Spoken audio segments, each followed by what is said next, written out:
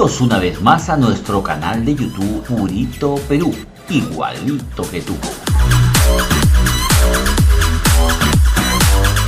Y a pedido de nuestro público damos inicio a nuestra secuencia de chismecitos de la farándula 2021.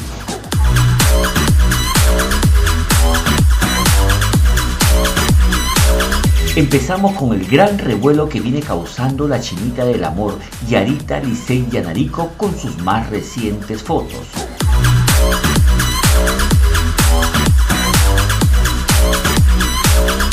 Primero apareció luciendo un hermoso y bien ceñido short.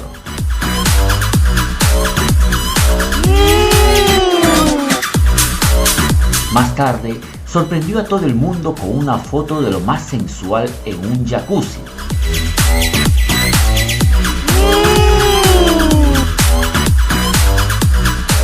Pero la más reciente es una postal capaz de provocar más de un infarto.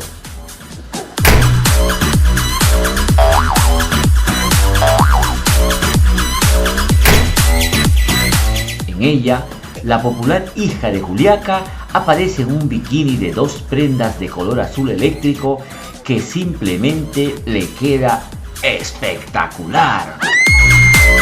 ¡Mamacita!